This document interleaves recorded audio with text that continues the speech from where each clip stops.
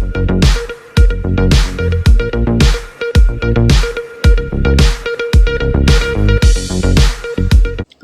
Iqbalgadh highway પર આવેલ Bhimnath petrol pump મામલતદાર દ્વારા સીલ કરવામાં આવ્યો। ઇકબાલગઢ બજારમાં અને અમીરગઢમાં ફટાકડાની 3 દુકાનો સીલ કરવામાં આવી। અમીરગઢ તાલુકામાં મુખ્ય વેપારી મથક ગણાતા એવા ઇકબાલગઢમાં વર્ષોથી કાર્યરત ભીમનાથ પેટ્રોલ પંપને અમીરગઢ મામલતદાર દ્વારા સીલ કરવામાં આવ્યું હતું। પેટ્રોલ પંપ વિશે અમીરગઢ મામલતદાર દ્વારા તપાસ અભિયાન ચલાવતા ઇકબાલગઢમાં આવેલ ઇન્ડિયન ઓઇલ પેટ્રોલિયમના ભીમનાથ પેટ્રોલિયમ નામના પેટ્રોલ પંપમાં મામલતદાર દ્વારા તપાસ કરવામાં આવતા સદ્રવ પેટ્રોલ પંપના ડોક્યુમેન્ટ પૂરતા ન મળતા કાર્યવાહી કરવામાં આવી હતી। મામલતદારે જણાવ્યું હતું કે ભીમનાથ પેટ્રોલ પંપમાં વર્ષ 2022થી પરવાનગી રિન્યૂ કરવામાં આવેલ નથી। પેટ્રોલ પંપના માલિક દ્વારા કાગળો રિન્યૂનો પ્રોસેસમાં હોવાનું જણાવ્યું હતું, પરંતુ હાલમાં પૂરતા ડોક્યુમેન્ટ ન મળતા પેટ્રોલ પંપને સીલ કરવામાં આવેલ છે।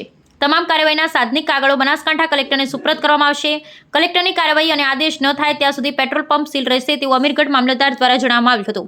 તેમજ ઇકબાલગઢ અને અમીરગઢ બજારોમાં મામલતદાર દ્વારા સરપ્રાઇઝ ચેકિંગ હાથ ધરવામાં આવતા ઇકબાલગઢ ગામે આવેલા ફટાકડાની 2 દુકાનો, અમીરગઢની 1 દુકાન સીલ કરવામાં આવી હતી। ત્યારે મામલતદાર દ્વારા વધુમાં જણાવ્યું હતું કે ફટાકડાની દુકાનો બજારમાં અને ભીડભાડવાળી જગ્યાએ આવેલ હોવાથી દુકાનો સીલ કરવામાં આવી હતી। ત્યારે બજારોમાં ફટાકડાની દુકાનો સીલ કરવામાં આવતા અન્ય વેપારીઓમાં ફફડાટ વ્યાપી જવા પામ્યો હતો। થોડા દિવસ અગાઉ ડીસામાં ફટાકડાની ફેક્ટરીમાં બ્લાસ્ટ થતા 22 લોકોના મોતને ભેટ્યા હતા। ત્યારે તંત્ર હરકતમાં આવ્યું હતું અને બનાસકાંઠામાં અન્ય ફટાકડાની દુકાનો ઉપર તંત્ર દ્વારા કાર્યવાહી હાથ ધરવામાં આવી। Bureau report Manraj P Thakor.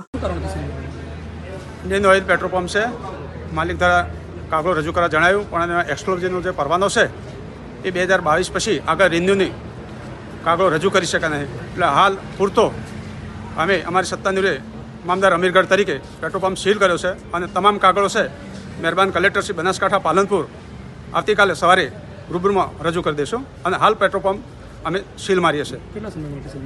હવે બીજો કલેક્ટર સાહેબ આદેશ ના કરે ત્યાં સુધી પેટ્રોલ પંપ બંધ રહેશે। ઓકે।